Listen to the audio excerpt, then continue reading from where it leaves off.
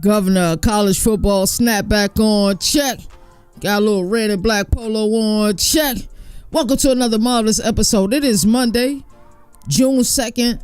I think we got a maxed out show for y'all today. We got a lot of things on today's docket. So much stuff happened over the weekend, and I just be looking forward to Monday so I can talk college football with my favorite people, you know, the one percenters, you know, you guys who listen to this show each and every day. And we live 4 days a week. That is Monday, Tuesday, Wednesday, and Thursday at 4 p.m. Tonight, I will be on East Coast Gridiron Show at 6 p.m. They got a show called The Handoff, and I'll be the featured guest on that show. They've been doing a great job. They've been killing it. So we'll talk some college football over there. Make sure on Twitter you search East Coast Gridiron or search that on YouTube as well. I believe it'll be live on both. We go live at 6 p.m. Eastern Standard Time. So kind of if you want to see more about me and more about, you know, my takes on college football, just keep in mind that we got another live show today as well. But on today's docket, we'll get into some of the latest news surrounding college football, you know, stuff everybody's talking about. Joel Klatt believes that the Big Ten has surpassed the SEC as it pertains to the conference rankings. We'll talk about that. SMU kind of flexed their GPA online, kind of facing backlash. We gonna get to that as well.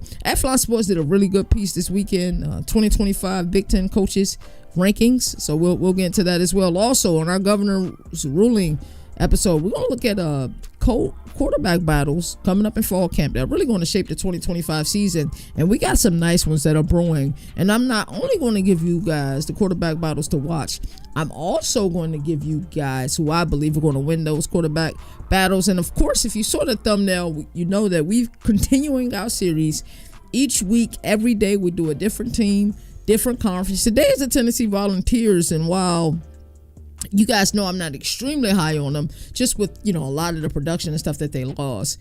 After a deep dive and really looking into the construction of their roster and some other things, I think they may be a little bit better than I originally had them playing. Governor of College Football, hashtag go CFB. CFB Nation, your only college football destination. Let's get it.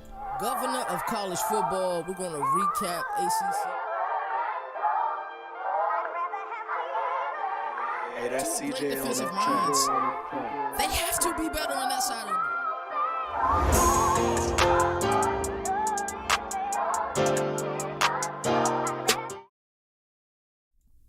Oh, we got so much going on in the world of college football, and a lot of times it's like, where do we actually begin? Like when we think about the current state of college football, where are we? Where do we actually begin? And Joel Klatt, who's a guy I respect a lot, he's certainly one of my favorite, you know, college football personalities, and had a recent discussion on, you know, he believes that the Big Ten has passed, which is interesting, the SEC as far as overall conference rankings.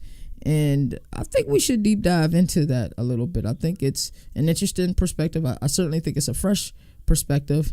I think it's something that definitely warrants us talking about it. So let's get into it. So,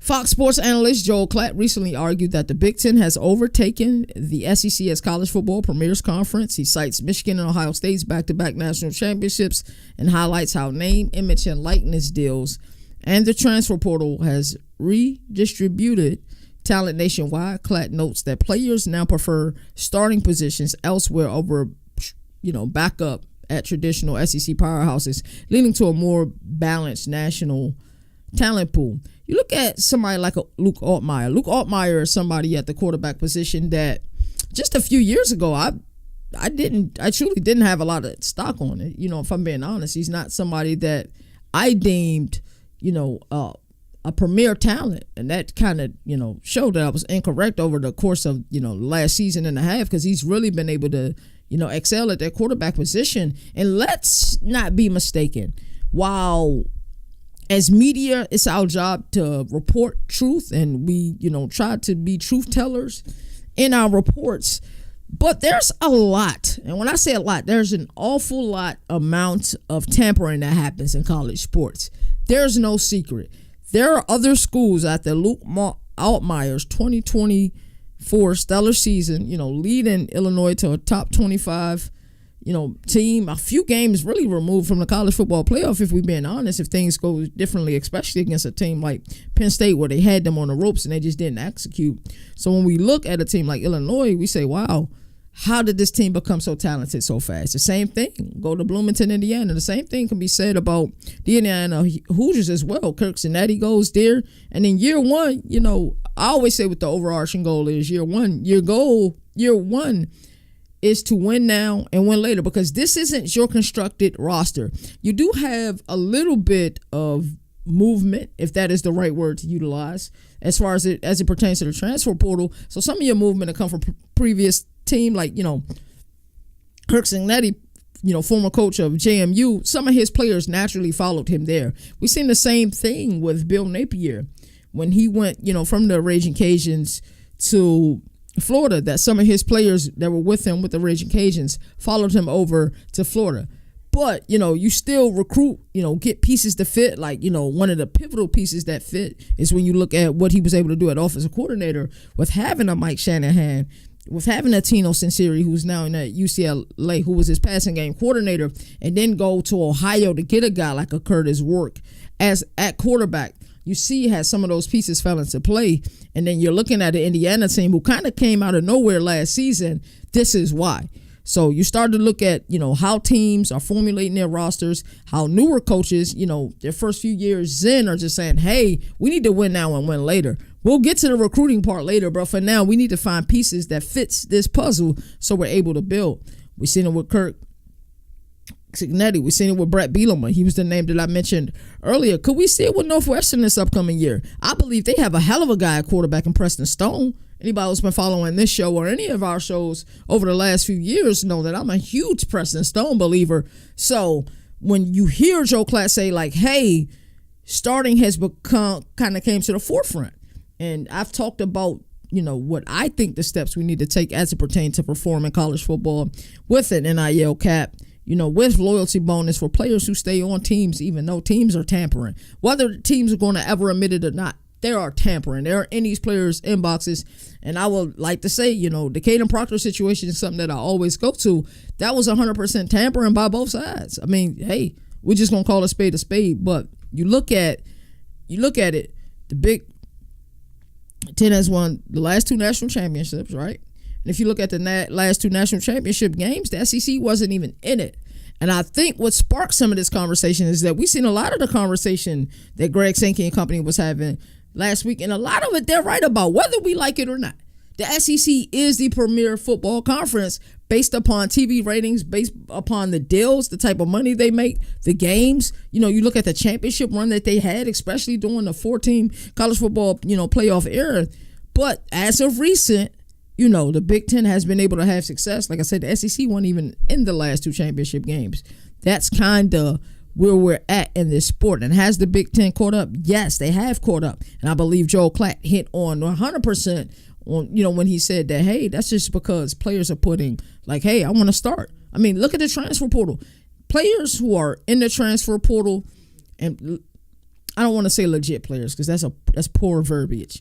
But players in the transfer portal who are often wanted, they know what they want entering the portal. Hey, I want to work on this, that, and the third. I want an opportunity to compete for a national championship. And I want an opportunity to start and show that people at the next level that I am able to play this position at a high level. So I'm thinking that's why you're starting to get kids in the portal. Like, yeah, I'm going to go here. It's a good fit. It makes a lot of sense for me. So, yes, the Big Ten has been able to catch up because of that. And because Tony Petitti has just done an amazing job. I don't think he gets enough credit for the job he's done in such a short time in the Big Ten. So shout out to him and Joel Klatt. Yes, I agree 1,000%. They've been able to catch up. Kind of funnier news over the weekend. There's just times where the internet is just undefeated, and I get a lot of good laughs. And one of those things is SMU. They announced their overall cumulative GPA as a 2.95. Not bad. It's not bad at all, but it becomes bad when you see people in the comment section saying, funny things like, oh man, they got a 2.95 GPA and they're taking basket weaving as a course. Like, when you hear stuff like that, versus a more difficult curriculum, granted, some of these players know they're not playing, at the next level, even though they still continue to dream, but they are going to school for serious things. Like Colorado was another school, similar GPA, 2.95, posted that they had that. And I think it's great what Deion Sanders does. He makes each and every one of his players formulate an LLC. It's a real deal. Things are trademarked, and I think that is amazing. And why a 2.95 GPA for those who went to school and had to stay on not a athletic scholarship, but a academic scholarship that had certain requirements. Certainly 2.95 isn't cutting it, but from an athletic perspective, and you see some of the difficulties we have now with athletics, because players are legally allowed to be paid now, we certainly have more issues. But I see something like this, and it just goes back to show how good of a coach. And this is not a diss at Deion Sanders. This isn't at Coach Deion Sanders, my apologies. This isn't a diss at Coach Rhett Lashley, but this is more just an appreciation of what Dabo Swinney has been able to do down in Clemson, where his players have the highest graduation rate in all of the sport. When I'm sure their cumulative GPA is higher than a 2.95, because that's the accountability that he has. It's just the standard that is set there at Clemson. So 2.95 is something to celebrate. Now, while people who went to college had to fight for scholarships, those were scholarships based on academia. You had to keep a certain point grade average, and that grade average probably had to be even higher when you start looking at your general or your core courses. A 2.95 in the athletic realm, I don't think it's as bad as it seems, but at least gave me something to laugh at, to be honest with you. Athlon Sports released their 2025 Big Ten head coaches rankings. We're going to get into this list. We're not going to spend a lot of time with it because, the meat and potatoes of this episode will be in the governor's ruling and the around the nation segments. But we're going to look at these rankings. Let me know in the comment section how y'all feel about it, and we're going to talk about it. And number one, they have Ryan Day. I think this list for a lot of people will be chalk. There are some people who will disagree with this list. Now, Ryan Day, when we go to rivalry week 2014, the game, they lose to a team that they are much better than on paper. Think about what that felt like to be in Columbus during that time. Think about, what X looked like during that time and how undefeated the internet was during that time. And look at, how many people kind of looked at Ryan Day as if he wasn't an elite coach. Now, we know he's been an elite coach all along, because he's been able to win a lot of ball games. He's been able to recruit. He's been able to develop. His entire time in Columbus, he's been able to do that.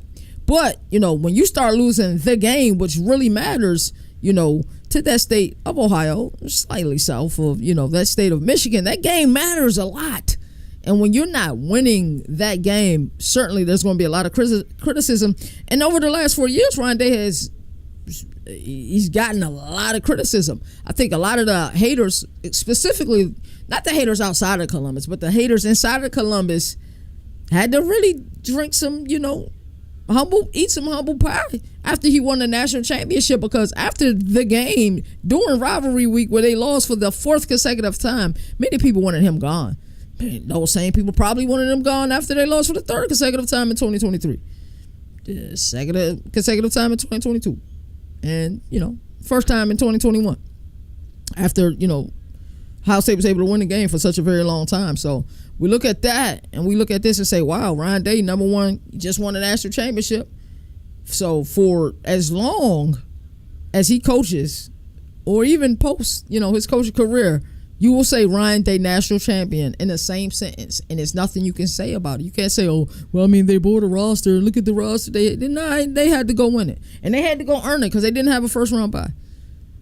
They had to go earn it. They had to go win the games that they won. They played some fierce competition. And give Ryan Day his credit. Now, I said all that to say this: there is a world.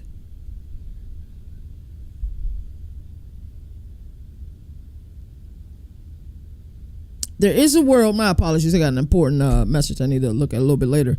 Now, there is a world that I can say that, hey, even with the national championship, if you look at somebody like Dan Lanning, what he's been able to do in such a short time in Eugene, you could say, hey, alrighty, I think Dan Lanning is on a higher trajectory than Ryan Day is. Even considering the national championship, I believe that Dan Lanning is an elite coach. We talked about Lane Kiffin. Is Lane Kiffin an elite coach? And I think Lane Kiffin is a great coach. I think he's just a step away from an elite coach. But I think Dan Lanning is already there. I think he's an elite coach. He has an ability to recruit. He has an ability to develop. He's kind of been able to formulate in Eugene and SEC out west. And they play a physical style of ball. Remember where they were when he first got there as it pertained to the defense. They've been able to, grow that physicality, and they went 13-0 in the Big Ten last year, including the conference championship. So you have to give them that credit. And yes, they met Ohio State at the wrong damn time, and Ohio State did place hands and feet upon them. And that defense that we had credited, most of last season, we saw the last 2 weeks, there were breakdowns. There were breakdown in the conference championship versus Penn State. And there was also another breakdown during, the college football playoff game against Ohio State. So, Ryan Day's number one on this list. Say what you say about Ryan Day. You don't like him. He can't win the game. He won a national championship. And while, if I was to rank this list, even with that national championship, I'm just that big of a believer in Dan Lanning. Behind Kirby Smart, I think Dan Lanning may be my second favorite coach in all of college football, if I'm being honest. So I'm big on Dan Lanning. Number 2 threw me for a loop, and I don't agree with number 2 at all. James Franklin. James Franklin has done a lot of winning since he's been in Penn State. Penn State did take a step forward in 2025. They finished 13-3, appeared in the Big Ten championship. Showed the ability to score points at times last year, which was our big criticism of James Franklin over the years. That and the fact that in big games it was like we almost had him. We get so sick of that mantra with James Franklin, like damn, we almost had him. And that's why when you seen the exchange, the very heated exchange during Penn State spring game, and a fan called him a fraud, he like, bruh, see me outside if you really got a problem. Like, that's what I heard. That ain't exactly what he said, but I'm from Leverett, being where I'm from. That's what he said. He said, you got a problem, we can step outside. You want to really speak about this fraud business, we can step outside. So I love that intensity, but I believe Penn State has to take the next step this year. There were quite a few coaches who I think ran out of excuses last year. Matt Campbell at Iowa State was one of them. He answered the call. Mario Cristobal at Miami. Some people say he answered the call. I got to see it again this year. And I think Ryan Day was another one of those coaches. You look at the money that Ohio State was able to invest in getting quality players. The excuses were out of the window. James Franklin, that time has come for you. The excuses are 1,000% out of the window, my brother. They're out of the window. Best offensive coordinator, defensive coordinator tandem in all of the sport, and Andy Kolodnicki and Jim Knowles. You got a plethora of talent at quarterback, maybe your best wide receiver room that you've had. My apologies. While Drew Aller has been there, best running back room arguably in the country. You're out of excuses. Now, while I think James Franklin, he's done a lot of winning. You can't take that away from him. I think a lot of times college sport is such a perfectionist sport. Let me explain, because the regular season matters. It matters so much. Even in a 12-game playoff, a 12-team playoff, which I was really fearful of. Would this 12-team playoff take away from the regular season? No. The regular season mattered, and it mattered 100%. And that's why a 9-3 Alabama Crimson Tide, who resume, of course they had, lost to Oklahoma that they shouldn't have had. But, you look at, resume and most deserving, there was certainly a case even with them being 9-3. Same thing for that team in Columbia, South Carolina, and the Gamecocks, and the same thing for that team in Oxford, Mississippi, and Ole Miss. There were certainly, based on resume, based on merit, based on most deserving, there was an argument for all of those teams. And what we were showed in the inaugural season of the 12-team college football playoff was that, hey, winning matters, and ultimately winning does matter. But when I look at James Franklin, I do not think he's the second best coach in the Big Ten. I don't. Now, my list, I would probably have Dan Lanning at 1, even over Ryan Day, even though Ryan Day did win a championship last year. I don't want to take that from him. I just think that Dan Lanning has such a strong hold out Eugene. I think he's a really great coach, and he's waiting for his moment. The moment we say Dan Lanning national championship, that perspective, I think, changed. I think everybody look at him the way that I look at him, and I truly believe that he's the second best coach in all of college football. So they had James Franklin at 3. James Franklin at 2, Dan Lanning at 3. I would flip those. Dan Lanning will be at 2 or 1 for me, depending on the day you ask me, and then James Franklin will be at 3. At 4, Kirk Ferentz. Kirk Ferentz has not got enough credit for the job that he's done during his time in Iowa City. He just hasn't got enough credit. I know the nepotism thing, we was thinking that some might be the end of him. when, his son just couldn't get right at offensive coordinator. We saw Tim Lester come in last year and make a big difference. I think they were able to get a guy that fits their system 100% from, South Dakota Jackrabbits and Mark Kornowski. I think he fits the system very well. And I don't think Kirk Ferentz has just gotten enough credit during his tenure there. Not even just his tenure there. I think we're looking at the, last 10 plus years or so. They got 4 10-win seasons. The defensive coordinator, Phil Parker, what he's been able to do. So I like him a lot. I think there's an argument of Kirk Ferentz over James Franklin. I think some people would be upset by that. But of course, James Franklin and Penn State do what I think they could do, which is a deep playoff run and/or win the national championship. Hey, then you got to respect it. But Kirk Ferentz, I think sometimes when a team just does so good for so long, you just expect it, and it becomes like the norm. But sometimes we don't appreciate the norm. And maybe we can say the same thing about James Franklin, but sometimes we just don't appreciate the norm. Kirk Ferentz has built a staple there, and love him or hate him, hey, they lost a lot of production defensively. I guarantee Phil Parker had that defense ready. And year in and year out, his teams are going to compete, and they're going to be ready. They're going to be ready each and every year. That's why I'm high on Iowa this year, and I'll always be high on them as long as Kirk Ferentz is their head coach. And number 5, Lincoln Riley. Lincoln Riley is another guy that a lot of people don't like. I like Lincoln Riley a lot, and I think 5 is fitting for him. If you look at the people in front of him and what they've been able to do, I think it's fitting. I really do. I think he's a genius. One of the few coaches that I see that don't use a play call sheet, just kind of have an index card. What's on that index card, we can only speculate. But, in 5 years with the Sooners, Riley went 55-10. Astronomical. 55-10 is astronomical. So, but, he's been impressive. Last year, we saw a team in USC that really left some meat on the bone. They had an opportunity to be a 10-win team. They really have. Go look at their scores. See, how much they lost by. If some of those outcomes are different, we're talking about Lincoln Riley and USC. Lincoln Riley possibly being coach of the year. It'd have been hard to beat Kirk Cignetti last year because what he did in Indiana, but I can see it. Kirk Cignetti, speaking of which, in number 6, Indiana. A lot of people don't know Kirk Cignetti or didn't know Kirk Cignetti before this last season. But, in this introductory press conference at Indiana, he said, Google me, I win. And he's 100% right. I've been lucky enough and fortunate enough to follow a lot of the, local programs. And I say local, like 2.5 hours away from me here in Virginia. And in Harrisonburg, you got JMU. And I've got to see a lot of JMU games over the years. Shout out to the SIDs, their communication staff. They always treated us with royalty. Anything we ever need, they always did for us. So I got to see a lot of Kirk Cignetti over the last few seasons since we've been really doing this college football thing and traveling and going to games and all of that. So, yeah, Kirk Cignetti is deserving to be high on this list. There's a coach behind him who I wonder where everybody else kind of has him. And number 7, we got Brett Bielema, Illinois. Brett Bielema in Illinois, I don't think I could be more proud of a team than I was of Illinois last season. Because I didn't quite know what they had. I knew they had potential, especially in the wide receiver room with Pat Bryant and Zachary Franklin. And then, you look at the running back room. We didn't quite know what Luke Altmaier was going to be. We saw flashes in 2023, but, what he was able to do in 2024, that's the reason why I had him in my top 10 quarterbacks heading into this upcoming season, because it wasn't just the stats. Sometimes I throw stats out the window, but it's when you make plays. I look at the Rutgers game. Yeah, it's when you make plays. I look at the Purdue game. It's when you make plays. I look at Nebraska. It's when you made plays. Luke Altmaier was able to make a lot of plays down the stretch, and some of those games was on the road where he was able to make plays down the stretch.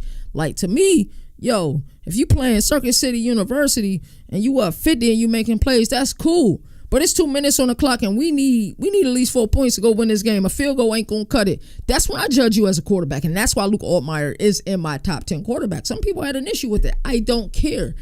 It's when he was able to make plays. He was able to make pivotal plays from the pocket or on the move and win ball games down the stretch. And they beat a damn good South Carolina team last year. Hated 11. I know Shane Beamer was ready to go blow for blow with Brett Bielema, and it made for must-see TV, and I enjoyed it, of course. But Brett Bielema saw something in the game. Is it a form of cheating? It's within the rules. And if you ain't cheating, you ain't trying, right? So they was able to slow down that high-octane South Carolina offense. But shout out to Brett Bielema. Shout out to the fans of Champaign, Illinois. They deserve a season like this. But I'm expecting that this season, too. Don't just do it one season and think I'm comfortable with it, because I'm damn sure not comfortable with it. You got to do it over a continued amount of years. And that's why I think, Athlon Sports, when they were doing this, and shout out to it being June, season is coming. I think Lindy Sports Magazine hits the stores tomorrow. So call your local Barnes and Noble or whatever bookstore you got near you to go get it. I know Phil Steele was personally my favorite magazine. I know some people don't like it because it's a lot of information. I prefer the information. His magazine should release digitally soon, and towards the end of the month. I get all the magazines. I just do. That's just the type of person I am. I don't know what made me think about that, but Brett Bielema at 7. How do you guys feel about Brett Bielema being at 7?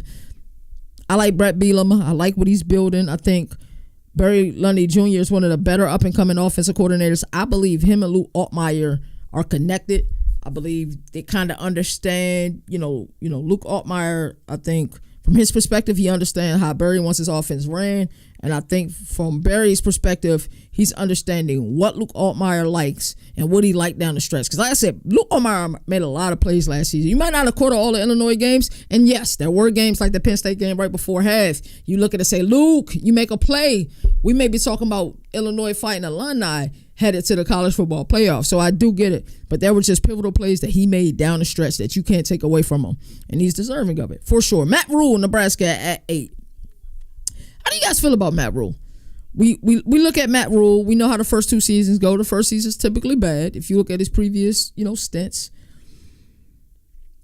at Temple and at Baylor. The second year, we see, okay, he's figuring it out. And then that third year, so this is third year at Nebraska. So I know the fans of Lincoln and the Lincoln fan base deserve a really good year. You look at how good that team was in the, early to mid 90s, late 90s. You think about the Lawrence Phillips, God bless the dead, the Tommy Frazier's, to the Eric Crouches and Corey Schlesingers, to the Ahman Greens. You just think about how rich the tradition is in Lincoln.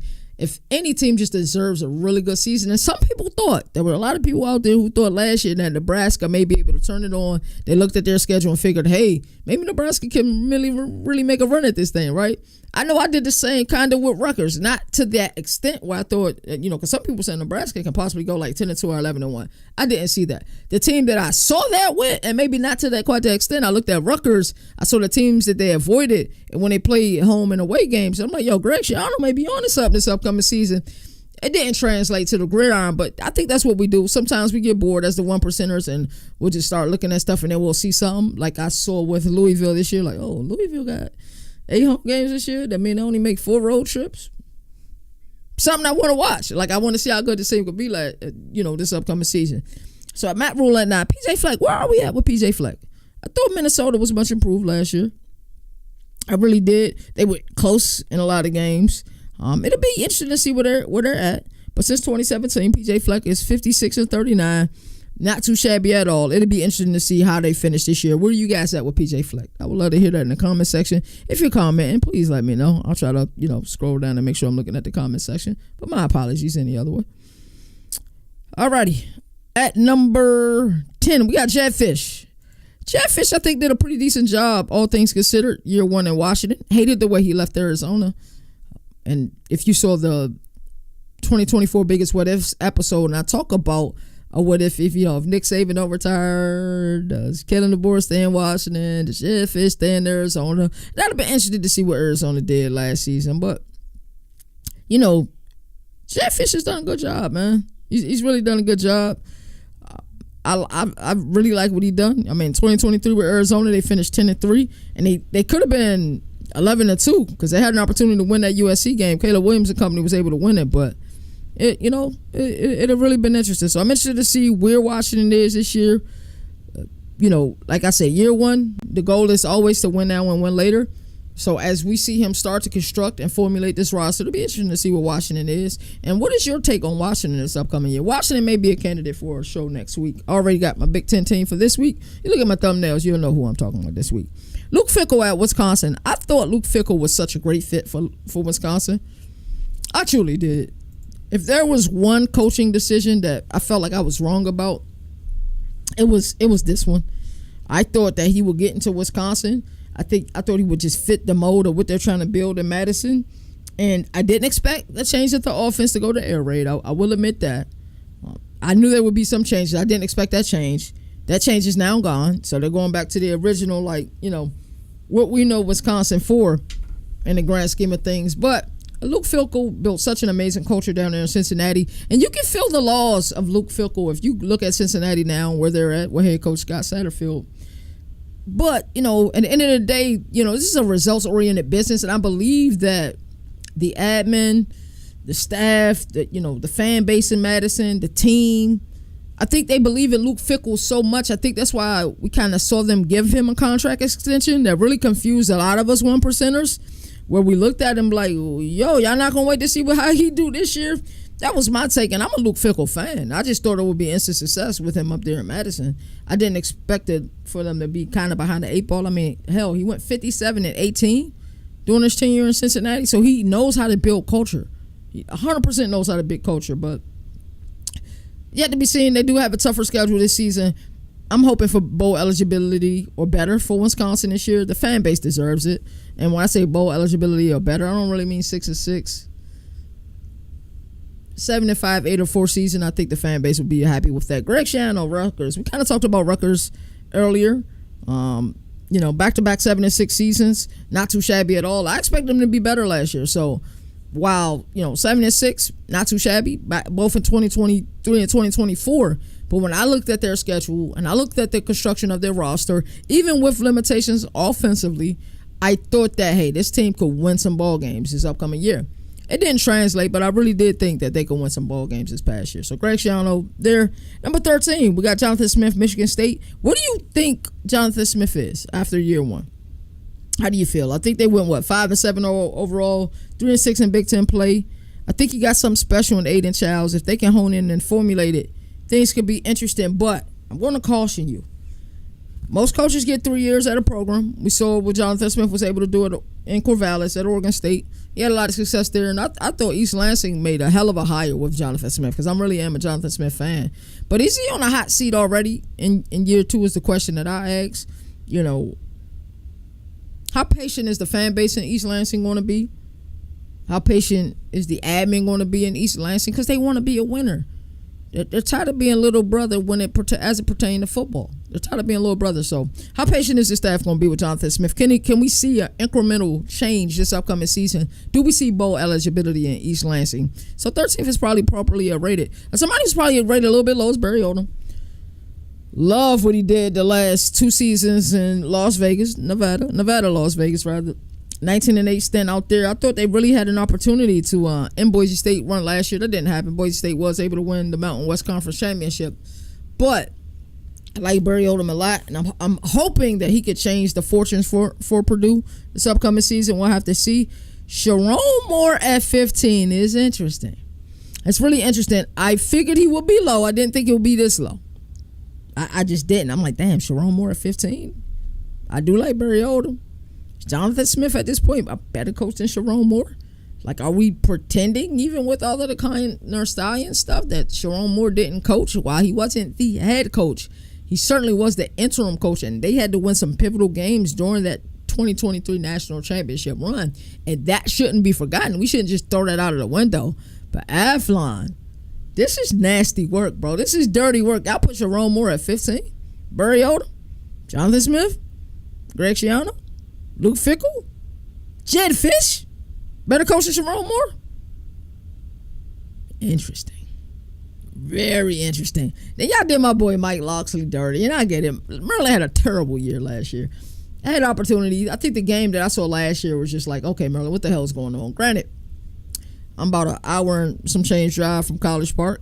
Went to, 2 or 3 Maryland games last season. Huge fan of Mike Locksley. Love what he did as offensive coordinator during his time in Tuscaloosa. He's another guy's playbook that I do have and that I've studied. 4-8 record last year was bad. So I can see why they have him down here.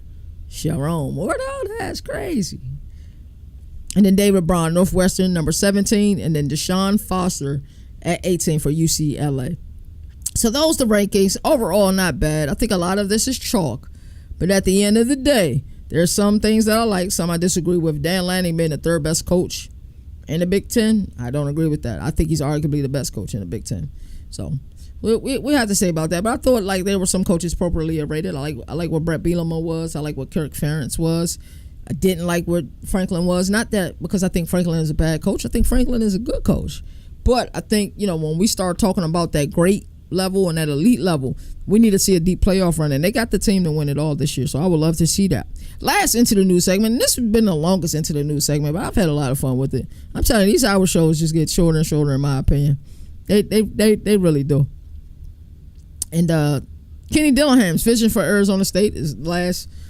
Arizona State head coach Kenny Dillingham made headlines by expressing his belief that Arizona State can achieve blue blood status in college football.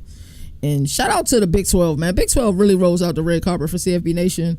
We are credentialed there. We was able to attend a Big 12 meeting last week that we recorded, and then me and Moan went live for the emergency meeting. We are credentialed for Big 12 Media Days in Frisco, Texas. We will be attending. So shout out to the Big 12. They're showing a lot of love. Shout out to Kenny Dillingham, man. I like a lot of what he had to say during the Big 12 spring meetings. He just wanted his team to play ball, and that blue blood status is probably something he truly believes in. I just think with the dynamic of the Big 12, it's hard to have repeated success year in and year out, just because we always get a surprise team each and every year. And I'm doing a segment called Walking in Waco this upcoming week on Thursday. There's a team in Waco who I really started to believe in. And while Iowa State is still my favorite to win the Big 12, it's something about that Baylor team. We're going to talk about that Baylor team lately, but let's move on. Let's get to the actual show, y'all. We've been having a lot of fun already. Let's get into governor's ruling. And we're going to look at fall camp quarterback battles. Shout out to everybody who's watching. The show was growing. We truly appreciate it. A lot of eyes on us right now. We truly appreciate that. We got more shows coming. I know that Beantown Brew is coming. That's a show by Nino's based on Boston College football. That's going to be exciting. Of course, we got Debbie Darling. Last Debbie Darling episodes did numbers. And Nino and D now are right 10 times out of 10 when it comes to guys that they think are going to pop. Y'all should check that out. Moon has been going crazy with the World of College Football show. That show gets a lot of reach because Moon does a great job talking not just about P5, G5 football, not even just FBS football. I mean, he talks FCS. I mean, he talks Division II. He talks a lot of HBCU ball as well. So shout out to him. We're really making a lot of noise. There's a lot of meetings happening behind the scenes, but that can't happen without you all being attentive, paying attention, and really liking up the content and watching the content. So I truly appreciate that. We gonna keep stepping on next, I promise you, and we're gonna provide top tier content for you guys. So let's get into some fall camp quarterback battles. Fall camp is right around the corner, truly right around the corner. So we're gonna look at some fall camp battles. Look at some battles that some people probably think are done and some that I don't think they're done. Ohio State. Let's talk about the team in Columbus. We talked about them earlier. Why not talk about them more? So Julian's saying Lincoln Conholes. So you ask 10 members of the media who will win this quarterback battle. All 10 members will probably say Julian saying. You ask them in January, 20. You ask 10, but 20 people are saying that Julian saying wins this competition. You ask people before the spring game, same answer. After the spring game, it depends on who you ask. It really does, because you look at the talent that Julian saying was. There's a reason why when Nick Saban decided to retire and go into TV, Julian saying said, "Hey, I'm going to go to a school that's known for getting a myriad of talent around them. You know, at the running back position, at wide receiver, we've seen what they've been able to do at that position. I'm going to take my talents to Columbus, and I'm going there to sit for 1 year and 1 year only, and after that, I'm going to dominate." My question to everyone who think that this is a foregone battle, if it was foregone, why didn't Ryan Day name a starting quarterback after the spring season? And I don't want to hear, oh, it was too soon. No, it wasn't. We saw last year, South Carolina, Shane Beamer, Columbia, South Carolina, to be exact. After the spring season, Lenore Sellers is our starting quarterback. I'm like, damn, because I'm thinking Robbie Ashford going to go down there and compete after his tenure in Auburn. I think he's going to go down there and compete 100%, right? So you look at that, and then you start to say, okay, if Julian Sanders is 100% the starting quarterback, what are we waiting for fall camp for? Why are we waiting? It doesn't even make sense to wait, right? Because we've seen coaches name starting quarterbacks all the time after the spring season. I'm just saying, it's not like they didn't have a spring game. They had a spring game. It's not like Julian Sand hasn't been playing lights out all spring. He has. But damn, if Lincoln Conholes ain't look good after that spring game. Hell, I was 100% Julian Sand starting. Julian Sand starting seeing the spring game. I said, hold on, wait a minute. We got we got quarterback controversy. I know a lot of y'all don't want to believe it because y'all want to believe that this, this quality guy, 5-star kid is going to be the starting quarterback, and I get it, but Lincoln Conhoes has worked his butt off. He really has. So who I think will win ultimately, Julian Sand, but this is going to go down to the wire. I would love to see Ryan Day come out week 1 after fall camp. Boom, we have a starting quarterback. I would love to see that happen. Do I think that will happen? No. I'm only going to go off, what we've seen previously with, Kyle McCord and Devin Brown. I'm only going to go off of that where it almost bled into the regular season. So my thing is, if Julian Sand is leaps and bounds better than Lincoln Conhoes, according to everyone, why wasn't he named the starting quarterback after the spring? So I think we truly do have a quarterback competition. I don't think this is fugazi. I don't think Ryan Day is trying to incite Julian Sand to turn it up a notch. I think we truly have a quarterback battle. And if you watch the spring game, there's a quarterback battle on the horizon. Michigan has another quarterback battle. We don't know who we get. We just don't know. We don't. I mean, is it Mikey Keene? I think Mikey Keene is battling with an injury, or is it Bryce Underwood? In my opinion, heading into the season, this is, heading to the season before we got to the spring camp, I say Mikey Keene's a starting quarterback. He came all the way from Fresno State. He's going to come there. He's going to show Sharon Moore elite leadership. He's not going to turn the ball over, and they're going to still be able to play that physical style offense. And when he needs a play made, Mikey Keene will be able to make that play. But seeing and hearing the reports out of Ann Arbor, Bryce Underwood, I think is starting. I think he's starting game 1. I don't think we even got to wait for the Bryce Underwood experience. I'm kind of giving away my segment because I am talking about Michigan this week. I don't know if it's episode 32 or 33. It's either I think it's tomorrow, actually. I think Michigan episode is tomorrow. So we'll talk about Michigan a great deal. I do think Bryce Underwood is the guy. I didn't believe that. I promise you, I didn't believe that. I thought Mikey Keene come in. I thought they would give Bryce Underwood some plays where, goal line offense or, short yardage situation. They go put him in the game. But I think this kid is starting. I 100% think this kid is starting. I really do believe that. Notre Dame got a really interesting quarterback situation going on. And I'm not sure who wins. I know a lot of people look at Notre Dame and look at, the production they've been able to put in the NFL year after year, especially from the defensive side of the ball. And then we look at this offense, we say, who's the guy? Who is it? I don't know. I don't know. This the one, I'm looking at all position battles. I'm looking at the ones that are not settled at the quarterback position. This is the one I truly don't know. I wish I had an answer for you. But to be honest with you, I truly don't know. I wish I knew, but I don't know. Alabama. Now, I think Alabama's is a foregone conclusion. I'm not sure if Alabama has already named their starting quarterback, but Ty Simpson is the starting quarterback. Ty Simpson was one of the MVPs of the spring season. He really balled out, showed that he can operate this Ryan Grubb, situation without any problems. That offense really fits his skill set. Got wide receivers on the outside.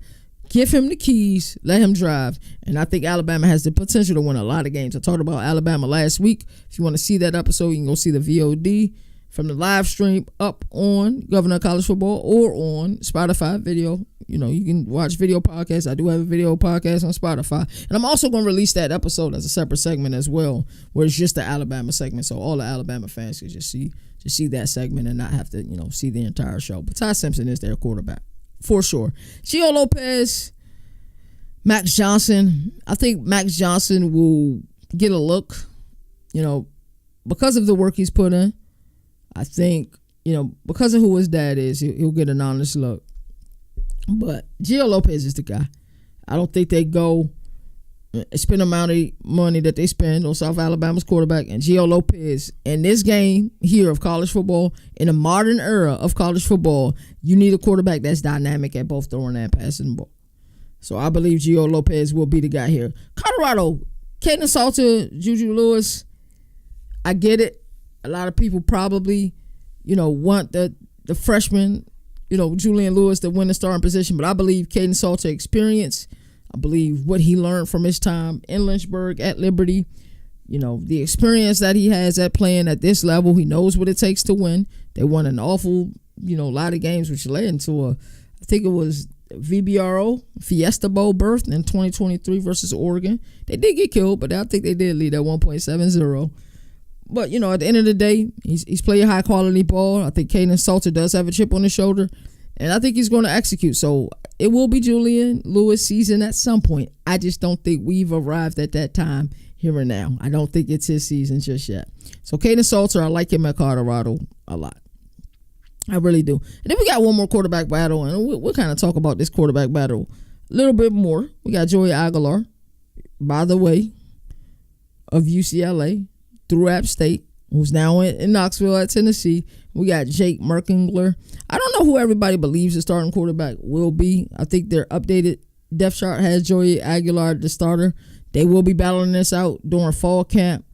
I think my thing is Tennessee really wanted somebody else at quarterback. We've seen them tamper with quite a few quarterbacks. But, I think they was able to settle on Joey Aguilar. I don't think they go get Joey Aguilar unless they really want to build the room. If, Joey Hazel and Josh Heupel don't think he's going to start. So I do think Aguilar will end up being the starter because I don't see them going to go get him and him not being the starter. To me, that just don't make much sense at all. It just doesn't. So we're going to take an ad break before we get into this Tennessee Volunteers breakdown. Don't touch that dial. Shout out to our sponsors, BetUS. You can get 125% match bonus using the code CFBNation. I'll let the ad break talk to y'all. Look at you out here using all these other sports books and you ain't even using the best one. BetUS. Get 125% match bonus when you use the promo code CFBNation. Yeah, you heard me correctly. 125% match bonus on your first deposit using that code CFBNation. We know that college football is in the offseason. Even though we don't celebrate that, CFBNation, we do college football 24/7. But there are plenty of things for you guys to bet on. Who will have the most wins? OKC Thunder or Cleveland Cavaliers? Can Luka and LeBron make it all mesh to make it to the play-in tournament? Maybe you're a college basketball guy ready to risk it all for Florida to make it to the big dance. Basketball isn't for you? Maybe you're a football guy. Well, BetUS got you covered with this year's UEFA Championship. Can Liverpool or Barcelona win it all? Will Erling Haaland or Harry Kane lead their teams to victory? May is going to get popping when the Kentucky Derby hits town. BetUS has you covered in that way too, with all major horse racing events. Point is, type in that promo code CFBNation and go get that money. Shout out to BetUS. And now we're going to look at Around the Nation, Tennessee Volunteers 2025 Outlook. Shout out to everybody who's been watching this show. The one percenters, as I like to call y'all. We're going to talk about some realistic expectations for Tennessee. So when I say Tennessee Volunteers football, what is the first thing that come to mind for most of you all? That's a question I truly like to ask everyone. Like, do you think about Nico's situation? How do you feel about that? We'll address that. These are just questions I'm asking. Do you believe that with the roster turnover that they have, how much do you believe in Heupel and Tim Banks and Joey Hazel? How much do you believe in them and their ability to coach? I believe in their ability to coach a lot. Am I as high on Tennessee as some people are? No, I'm not. Because they lost a lot of production, and I believe that Nico's situation was mishandled. But we'll get into that right now. There's just some questions, some overarching questions I want you guys to think about as we go over this to you in this segment. And as we do with all deep dives, we're going to look at it every, positional group, how I feel they're fair. And then at the end of it all, after I break it down, look at the roster construction, look at how this team was built, and, what I think their chances are to win. We'll also look at their schedule and do a game-by-game case, and I'll tell you whether I think these guys will win or not. As always, I'm looking at this as a glass half full. Even though it's difficult, I'm going to look at this as a glass half full. Because if anybody who's heard me speak on this situation before, I'm always on the player side. I'm 100% on the player side. It is what it is. I'm always going to be on the player side. So let's get into it. The 2024 season, for the Tennessee Volunteers was one to remember. We knew that this team had an abundance of talent, but we didn't know how it would exactly translate into the gridiron. We knew that it was officially Nico Iamaleava season and that this offense had a lot of big play potential when you look at their wide receivers and a Squirrel White and a Brew McCoy. And with Nico at the helm, we thought that, hey, this team has a chance to score a lot of points. But, we definitely did. But in a loaded SEC and in a difficult schedule, we didn't know just how well they would fare. Tennessee finished the regular season 10-2. I believe they were 6-2 in the conference. And Joey Hazel had this offense cooking. They was averaging 35 points per game, and his variation of the veer and shoot or the brow system, whatever you like to call the offense, with almost a 50-50 split, which is difficult, but you see a lot of championship level teams are able to achieve that 50-50 split where they average 221 passing yards a game, they average 225 yards rushing a game. That's just a 4-yard difference. That is supreme balance. And if you want to win a lot of games in this year era of football, you do need balance. You truly do need balance.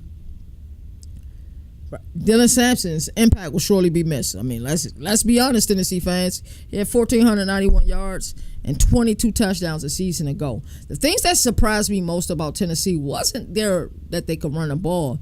You look at what a veer and shoot defense does. It's a numbers game. It's going to be wide splits. Your wide receiver is going to be as close to the side, close to the boundary as possible. And if the numbers allow you to throw the ball, we're going to throw it. The numbers allow you, hey, there's not a lot of people in the box. We're going to hand the ball off. It's really a simple system. It's a very simple system. It's not even a lot of variation of plays in a Brown system because the veer and shoot is, pretty much came from the Art Brown system.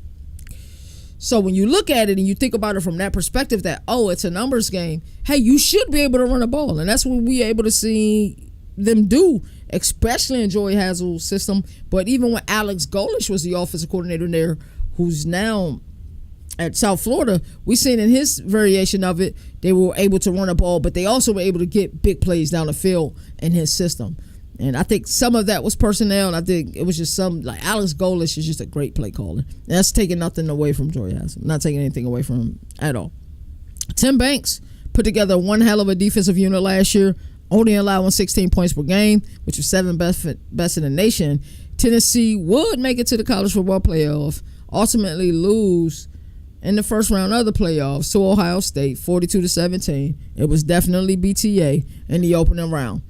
While fans in Knoxville are probably sick of Nico's name, they're just ready to, he's gone, he's at UCLA, ha. He took less money, ha. We probably be just as successful, had the same amount of offensive output this season with Joey Aguilar. But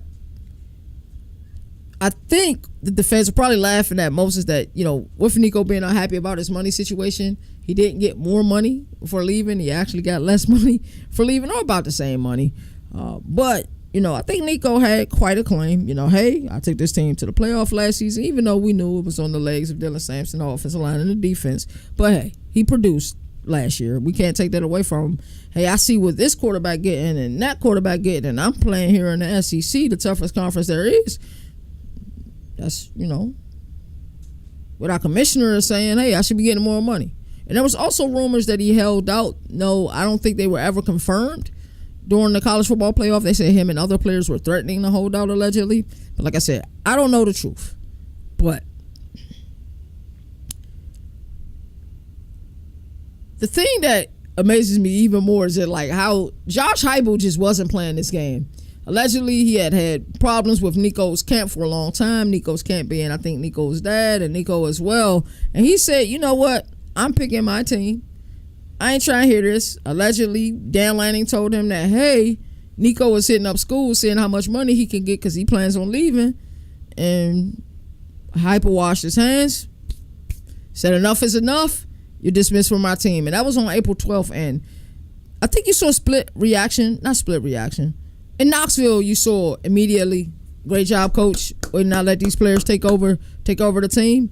It's a team of we. It's not one man is greater than everybody else. And then I think on social media and other people in the media kind of say, did you mismanage? Did you mismanage this one? This is a question that, fans in Knoxville, did Josh Heupel mismanage this one?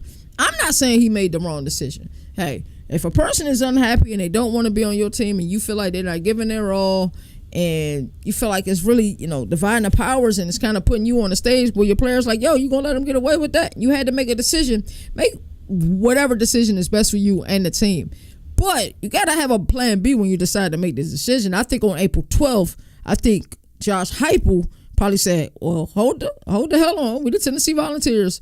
We've been damn good in my tenure here. Let's not forget that. We were in the college football playoff last year. Let's not forget we're in the SEC as well. And let's not forget I play in a fun offense, even though I don't like running on college football 25, but I play in a fun offense. Quarterbacks would love to come here. So my initial thought was, they got their guy. Hell, I thought they had Avery Johnson. Do I think Avery Johnson is a better quarterback than Nico Iamaleava? It depends on the system, but based on what I've seen so far, yes. Would he be a better quarterback in a veer and shoot? Probably. Than Nico was. So when I thought that, hey, they're getting the kid from Little Apple in Manhattan, Kansas, I thought it was a foregone conclusion. You see Josh Heupel and Joey Hazel following the kid on social media. I was like, yo.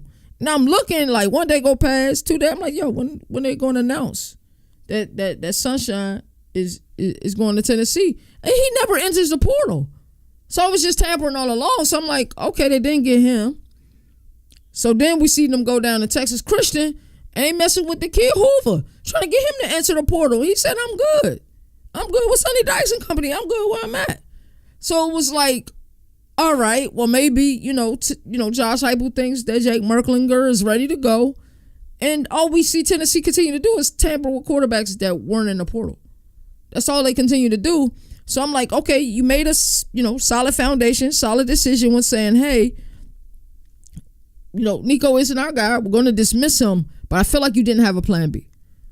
I feel like you truly did not have a plan B. And that's what worried me. And that's what worried me most. But ultimately, it was like a trade almost. They will find their quarterback, through UCLA, by the way, of App State, and Joey Aguilar.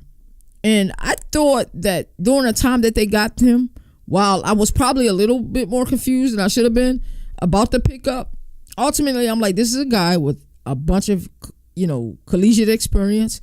And while 2024 didn't go the way that App State thought it should go, we look at that 2023 App State team and why I was so high on App State entering last season. Joey Aguilar was a big reason for that. He truly was.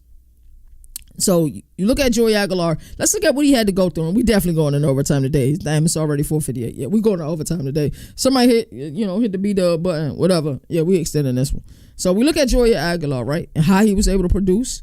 But look at what he had to learn and what he had to capture in the last 8 or 9 months. Figuring out the final installs at App State heading into the 2024 season for their offense. An offense that he commanded and an offense that he understood. That town, Boone, got hit. At least the surrounding areas got hit with a major hurricane that really, it was bigger than football. It was deeper than football. It wasn't even about football. It's about rebuilding a community. So he had to learn that system, right? Then goes to UCLA and they have to learn Tino Sinceri's system just to find out, oh, I won't be playing in Southern California. I'm going to Knoxville. And now I got to learn Joey Hazel and Josh Heupel's system. That's what this guy had to go through. But in that 2023 season that I alluded to earlier, he had 33 touchdowns, 10 interceptions, while completing 64% of his passes. Not too shabby at all. Do I think he can deliver on this offense? Yes. Do I think this offense is better served with more of a dual threat quarterback? Yes, but he's athletic enough. I think it's important that everybody else knows that. At running back, I think the running back is more formidable than people thinking. I think it'll be a running back by committee. First guy, Peyton Lewis, is looking to be the guy who fills the void left by Dylan Sampson. He had 339 yards last year, 3 touchdowns, averaged like 5.6 yards per carry. Great production, as a spell back, if we want to say in Joey Hazel's system. With more carries, he'll up those numbers. Another guy who was great in their system last year was Deshaun Bishop. 74 carries, 455 yards, 6.1 yards per carry, 3 touchdowns. Running back by committee, whoever has the hot hand. And remember, in this offense, it's a lot like Garrett Riley's offense, even though they're, fundamentally different, one being the air raid and one being a veer and shoot. It's still a numbers game. If the numbers on the line of scrimmage say, hey, they don't got enough people in the box, Aguilar gonna look to the sideline. Joey Hazel gonna be like, they're gonna run the ball. And these running backs will produce. It's the type of offense. But after a while, they're gonna force them to make plays via passing the ball. It's a lot of moving pieces at wide receiver. You got Mike Matthews, you got Chris Braswell, you also got Braylon Staley, who will look to lead the charge for this wide receiver room. But the kid that I'm watching is tight end Miles Kesselman, who had 22 catches, 301 yards, and 4 touchdowns a season ago. If Tennessee is successful this year offensively, they will have to win a war of attrition on the line of scrimmage. That's how the running back get those. That's how they get the yards. But also, their players are going to have to make plays from the outside, or they'll kind of become one-dimensional. And a lot of that is going to rest on who's ever at quarterback, whether it's Jake Merklinger or Joey Aguilar. Like I said earlier, I do believe it'll be, Joey Aguilar. While offensively, Tennessee isn't returning a lot of production. Defensively, they are. They're returning the 22nd most production in the nation. All 11 starters played valuable playing time last year. I think that is invaluable. I think that is amazing when you look at a unit. Coming back, they know Tim Banks' system. Tim Banks is one of those really underrated defensive coordinators. Young, energetic, and this is a piece of him, if you guys haven't seen this clip yet, just really talking shop, just really talking ball. So I like Tim Banks a lot. But I think what Tennessee will be able to do, they should be able to collapse the pocket. That starts on the edge with Josiah Joseph and Dominic Bailey. And then interior, they should be able to get pressure as well with Bryson Eason and Jackson Moy. Really excited for the second level. I've been an Arion Carter. Anybody's heard me talk Tennessee ball over the last 3 years, I've been a huge Arion Carter fan because the reports coming out of Knoxville is he was a freshman. They said this guy's going to play immediately. And he did. He got time as a freshman. His numbers as a sophomore in the 2024 season went up, had 68 total tackles, 6.5 tackles for loss, 6 pass deflections, 1 interception. I think that will go up immensely. I'm really buying a lot of Arion Carter stock. And then you look at the third level on the back end. I like their corners. Jamal McCoy had 4 picks last year, 9 pass deflections. He's opposite of Ricky Gibson. That is pretty solid. Now let's look at their schedule.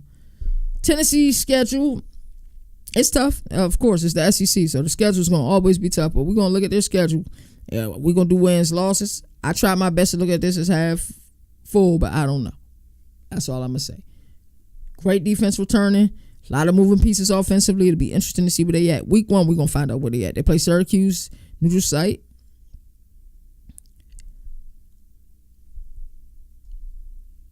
I looked at this game, and I kept saying, I think I can pick Tennessee.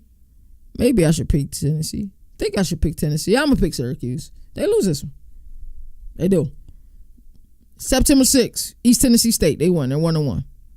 Week 3 versus Georgia. It's in Knoxville. The fans going to be rocking. They'll lose. They're 1-2. Things get very interesting here. September 20th versus UAB. They win. They're now 2-2. Mississippi State. I was scared about this game because I believe Jeff Lebby and company are going to be much improved this year, especially if they get a healthy Blake Shapen throughout the duration of the season. And guess what? This is in Starkville. So as badly as I wanted to pick Mississippi State to win, glass half full, I picked Tennessee. They're 3-2. Arkansas. Sam Pittman will be coaching for his job this year. He really will. But I got Tennessee winning 4-2. At Alabama, 3rd Saturday in October. Alabama. They're 4-3. Kentucky, another tough game. This is in Lexington. 5-3. They'll win that one. Oklahoma, that's a loss. I think John Matera and them would just be too much. They're 5-4. New Mexico State, 6-4. At Florida. Florida has one of the best constructed rosters in the country. Billy Napier has not gotten enough credit for the team that he's built. I think they have the best offensive line in all of college football. Yeah, I didn't say one of the best, or arguably they got the best offensive line in all of college football for my money. November 22nd is a loss. Now they're 6-5. Vanderbilt, last game of the season. It'll be interesting. We may be looking at 2 teams that are fighting for bowl eligibility. Tennessee should be better than that. I think I gave Tennessee the win. But I got Tennessee finishing the season 7-5. And a lot of fans in Knoxville are not going to like that. I'm like, yo, we was just 10-2 last year. You were. Also had a better constructed roster last year, too. And we weren't playing musical chairs at quarterback in April either, were we? So while you may not like what I have to say, I think if you look at what I said, you look at the facts that I presented, I think you can look at this and say, well, damn, Governor, you do got an interesting point. But we're going to be on your head if we finish like 9-3 or better. And yeah, what had the right to be? But 7-5 was the best I could see. Best case scenario for Tennessee. And it's not because I don't think their coaches can coach. I love all of their coaches. But I don't know. Like I said, I like Aguilar. I've seen him deliver at the G5 level. P4 level is a whole different level. And then SEC is a whole different level within itself. It'd be interesting. Like I said, really want Tennessee to do well. Been rooting for this team. They've been like one of the darlings of the sport over the last 3 years. You know, we've seen what they did in 2022. 2023 was 2024 they had a great year. 2025 just might be and we might just have to deal with it. Great show today. Told y'all we going to overtime. Like I say, for those of y'all who want more Governor College football, I will be live on East Coast Gridirons. The handoff, we go live at 6 p.m. Eastern Standard Time. So that's about an hour. We're about 55 minutes away. Fun episode. Another fun one in the books. Make sure you guys go to Spotify. On Spotify, search Governor of College Football. Find the show, get a show a 5-star rating. Watch the VODs. That is the preferred method of watching the VODs. And also on Twitter, search at Governor of College Football. Subscribe. We've been getting a lot of subscribers, getting a lot of action on that. Also, make sure you search at the CFB Nation. Make sure you subscribe and have those notifications engaged as well. A lot of content coming up for you guys this week. I got 3 more shows to do this week just on Governor College Football alone. Then got Overreaction Monday on a Tuesday tomorrow night.